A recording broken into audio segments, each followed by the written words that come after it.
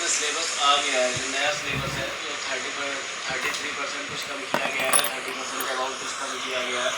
आज उसके विषय में हम लोग जानेंगे, तो सभी लोग थोड़ा ध्यान से समझेंगे कि अब हम लोगों को इस बार कोर्स करना कितना है और कितना आना है हम लोगों में। ठीक है, तो चलिए देख लेते हैं।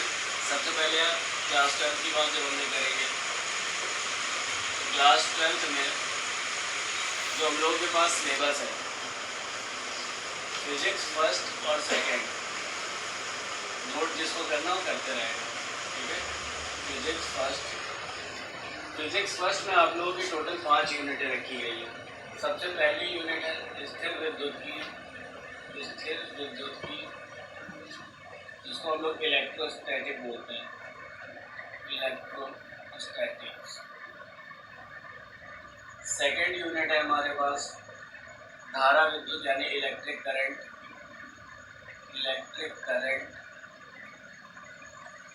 धारा विद्युत।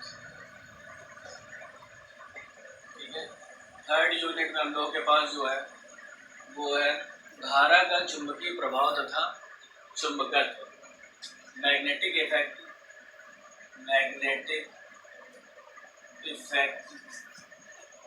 Of current and magnetism. ठीक है, यानी धारा का चुंबकीय प्रभाव व चुंबकत्व।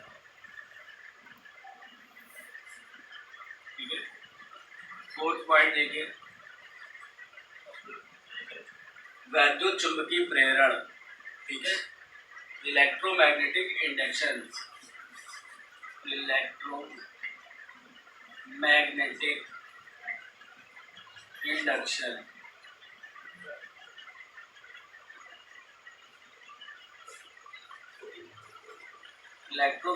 इंडक्शन यानी वैद्युत चुंबकीय प्रेरण तथा अल्टरनेटिंग करंट है, और या एंड लिख लीजिए, एंड अल्टरनेटिंग करंट।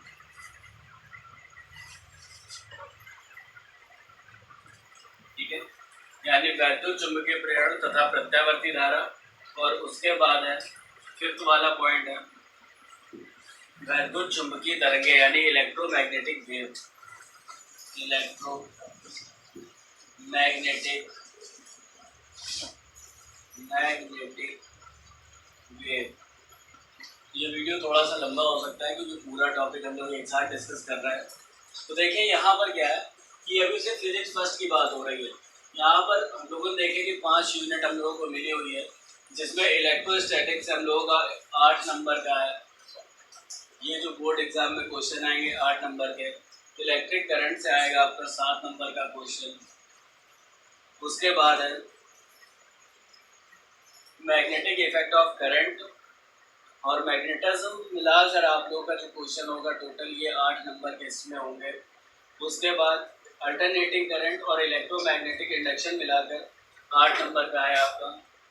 और उसके बाद इलेक्ट्रोमैग्नेटिक वेव से आपका 4 नंबर का है, यानी टोटल 35 मार्क्स के हिस्से होंगे। ठीक है, चलिए ये तो हो गया हम लोगों का यूनिट। अब हर यूनिट में क्या क्या आना है इसको थोड़ा सा समझेंगे, डिस्कस करते हैं इसके बारे में। तो देखिए, जब हम लोग पहले वाले पे चल रहे हैं इलेक्ट्रोस्टैटिक पे, तो जैसे लगभग हम लोगों ने पिछली बार कोर्स पढ़ा हुआ है, लगभग पूरा का पूरा है, बस कुछ चीज़ें हटा दी गई हैं। जैसे आप जब इलेक्ट्रोस्टैटिक पढ़ रहे हैं तो इसमें आप लोगों का वैद्युत आवेश यानी इलेक्ट्रिक चार्ज है, और कंजर्वेशन ऑफ चार्ज है, यानी चार्ज का टॉपिक आपका पूरा है। इसमें चार्ज है, कूलम्स लॉ है, उसके बाद इलेक्ट्रिक फील्ड है, उसके बाद गाउसेस लॉ है, विद एप्लीकेशन। ये सारी की सारी चीज़ें आपको उसमें दिख रही होंगी, और ये सारी की सारी चीज़ें हैं भी। ठीक है, अच्छा इसमें एक चीज़ और आप लोग को थोड़ा सा, जैसे इलेक्ट्रिक पोटेंशियल के बारे में था, तो इलेक्ट्रिक पोटेंशियल है,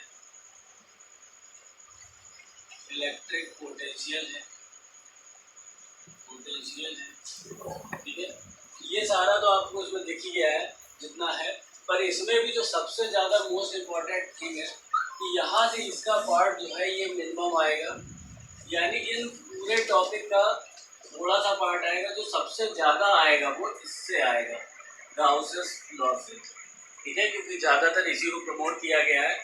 अब की बार जो कोर्स बताया गया तो उसमें मेन टॉपिक इसको रखा गया है, गाउसेस लॉ को, बाकी सबका एक शॉर्ट टॉपिक रखा गया है। बहुत ज़्यादा इनसे अगर निकलेंगे तो छोटे छोटे क्वेश्चंस निकाल सकते हैं कि डेरिवेशन कोई खास इंपॉर्टेंट नहीं, जो डेरिवेशन आएगा वो गाउसेस लॉ से होगा, ठीक है।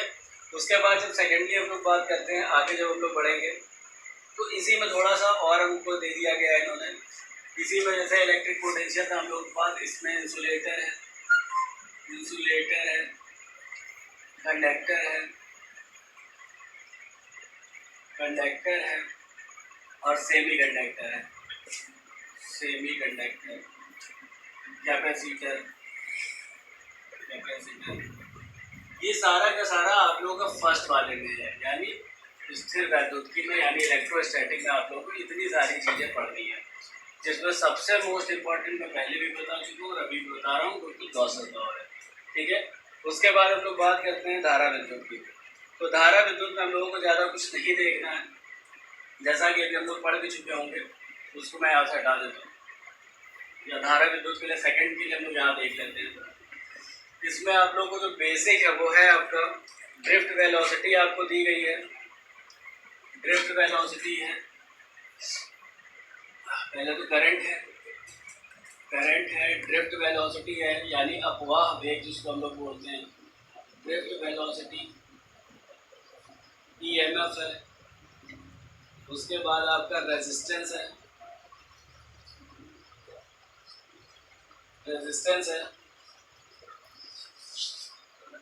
और सेल है, ठीक है। सेल जितने भी होते हैं हम लोग ये सेल की बात कर रहे हैं, तो इतनी चीज़ें हम लोगों की रखी गई है सेकेंड यूनिट में, यानी धारा विद्युत में।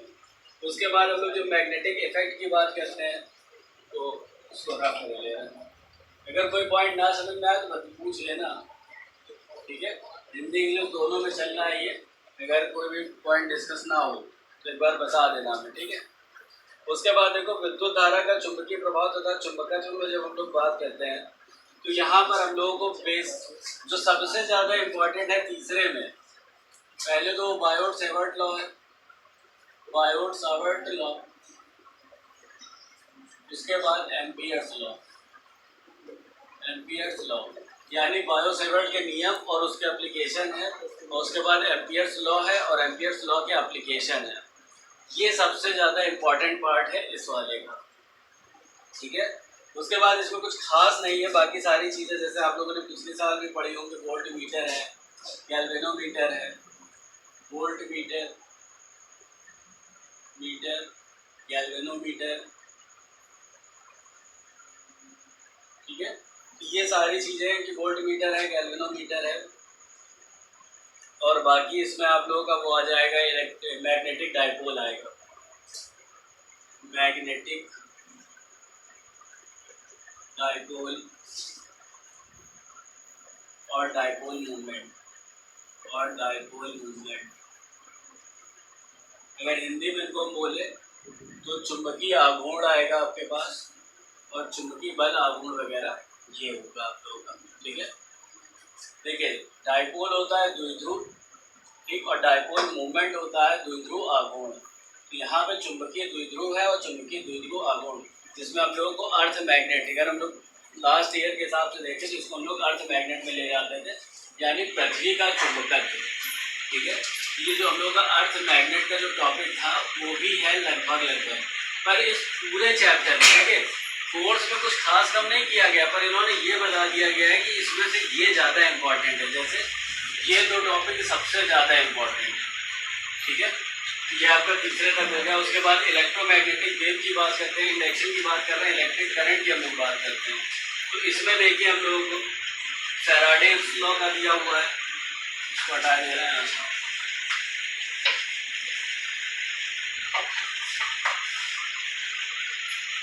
इसमें हम लोगों को जो फोर्थ वाला है हम लोगों का, इसमें सबसे पहले हम लोगों को दिया हुआ फैराडे का लॉ, फैराडे का नियम, ठीक है, यानी फैराडे।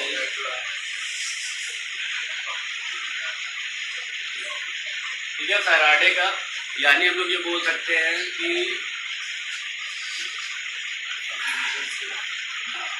इलेक्ट्रोमैग्नेटिक लॉ जितने दिए, दो लॉ दिए थे फैराडे का है। ठीक है, ये फैराडे के नियम जो होंगे इसमें पूरे आएंगे, यानी फैराडेज लॉ मिल जाएगा हम लोगों को। उसके बाद इसी में आप लोगों को कुछ चीज़ें और भी हैं, जैसे कि लेंज का नियम है। ठीक है, लेंज का नियम, लेंज लॉ। उसके बाद ईएमएफ है। ठीक है, नहीं वो अलग था, ये अलग है। उसके बाद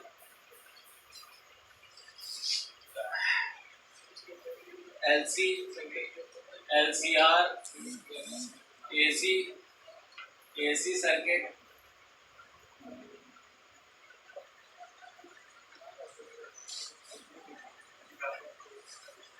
उसके बाद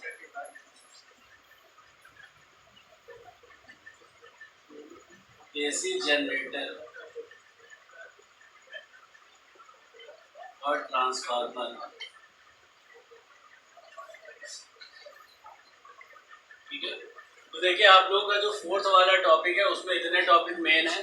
फैराडेज लॉ है, लेंज लॉ है, उसके बाद ईएमएफ है, एलसी है, एलसीआर है, सर्किट। सर्किट में देखिए आपको LC circuit, LCR circuit, AC circuit दिखेंगे, और उसके बाद एसी जनरेटर है और ट्रांसफार्मर है, यानी प्रत्यावर्ती धारा जनित्र है, और ये सर्किट के नियम है। ठीक है, ये जो है ईएमएफ इलेक्ट्रोमोटिव फोर्स जिसको हम लोग बोलते हैं, वैद्युत वाहक बल। ठीक है, और लेंज और फैराडे का नियम है। यहाँ पे देखिए ये आपका जो अल्टरनेटिंग करंट यानी प्रत्यावर्ती धारा जनित्र है, और ये ट्रांसफार्मर है जो हम लोग यूज़ करते हैं, बेसिकली सर्किट डिवाइसेस में यूज होते हैं, और बड़े बड़े ट्रांसफार्मर गली मोहल्लों में रखे हैं, तो उस ट्रांसफार्मर के बारे में इसमें पढ़ना है आप लोगों को। बाकी आप लोग इलेक्ट्रोमैग्नेटिक वेव्स में आ जाते हैं, तो इसमें आप लोगों को कुछ खास नहीं पढ़ना है, इसमें सिर्फ और सिर्फ कुछ वेव्स के बारे में है, जैसे कि इलेक्ट्रोमैग्नेटिक वेव्स कितने टाइप्स की होती हैं, तो इसमें सिर्फ वेव के बारे में ही देखना, इसके अलावा और कुछ नहीं। ठीक, तो टोटल हम लोगों को एक बात समझ में आ गई कि स्थिर विद्युत में आपका 8 नंबर है। ठीक है, यानी 8 मार्क्स का है, इलेक्ट्रिक करंट 7 मार्क्स का है, magnetic effect of current 8 marks का है, उसके बाद इलेक्ट्रोमैग्नेटिक इंडक्शन आपका 8 मार्क्स का है, इलेक्ट्रोमैग्नेटिक वेव्स आपका 4 मार्क्स, यानी टोटल मिला के आपके 35 मार्क्स है। ये फिजिक्स फर्स्ट से लिया गया है। ठीक है, करते हैं तो फिजिक्स सेकंड में देखिए हम लोगों के पास टोटल कितनी यूनिट है, 4 यूनिट है।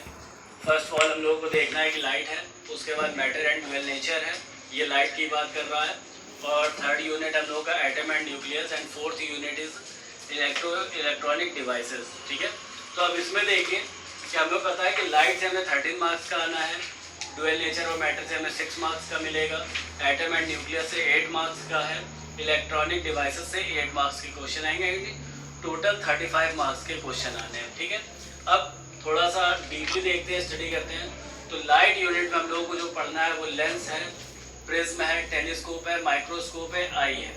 ठीक है, इनको अगर हिंदी में बता दें तो लेंस, प्रिज्म, दूरदर्शी, सूक्ष्मदर्शी और मनुष्य की नेत्र। ठीक है, तो ये सारे टॉपिक हैं। इसके अलावा जो पिछली बार एक अलग यूनिट बना के हमको मिले थे, इस बार हम लोगों को उसी यूनिट में कर दिया गया है। तो देखिए क्या है, इंटरफेरेंस यानी कि व्यतिकरण, डिफ्रैक्शन यानी कि विवर्तन, उसके बाद वेव है आपके। ठीक है, तो ये जितनी चीजें हैं आपकी। अब कुछ चीजें और एक चीज समझ लीजिए कि यहाँ तो आपका आ गया कि जैसे वेव फ्रंट वगैरह, तो इसको हम लोग व्यतिकरण बोलते हैं, इसको विवर्तन बोलते हैं, और वेव फ्रंट यानी हमारे तरंगाग्र होते हैं। ठीक है, ये कितने टाइप्स के, इसके बारे में थोड़ा सा हम लोग पढ़ भी लेंगे। तो ये पूरी चीजें हमको दे दी गई लाइट यूनिट में। पहले क्या होता था कि 4 मार्क्स के इससे आते थे और 13 मार्क्स इससे आता था, पर अब क्या है, इस साल से जो कोर्स में चेंजमेंट किया गया है, ये पूरे टॉपिक को मिलाकर ही 13 मार्क्स का आएगा। ठीक है, यानी कि आप लोग की बहुत सारी चीज़ें, जैसे इंटरफेरेंस में आप लोग का जो डेरिवेशन है वो कम कर दिया गया है, वेव फ्रंट में आप लोग की चीज़ें तो है पर डिफ्रैक्शन का डेरिवेशन कम किया गया। जैसे single slit double slit experiment होता था, तो अब इसमें से एक एक्सपेरिमेंट बचेगा सिंगल स्लिट वाला। ठीक है, उसके बाद जब हम लोग ड्यूअल नेचर ऑफ मैटर की बात करते हैं, तो इसमें अगर हम लोग थोड़ा सा समझेंगे हम लोग, तो इसमें भी कोर्स बहुत ज़्यादा कम हो चुका है। ठीक है, तो इसके अकॉर्डिंग हम लोग देख लेते हैं कि इसमें हम लोगों को लाइट इफेक्ट दिया गया है, लाइट इफेक्ट है, लाइट इफेक्ट है, ठीक है। उसके बाद आप लोगों का लेनार्ड एक्सपेरिमेंट है, लेनार्ड एक्सपेरिमेंट है, ठीक है। उसके बाद आइंस्टीन का प्रकाश वैद्युत समीकरण यानी लाइट वेट का जो इक्वेशन थी वो दी गई है, यानी E=mc² वाली इक्वेशन को पूरा देखना है हमको। उसके बाद डी ब्रॉगली है हमारे पास, डी ब्रॉगली,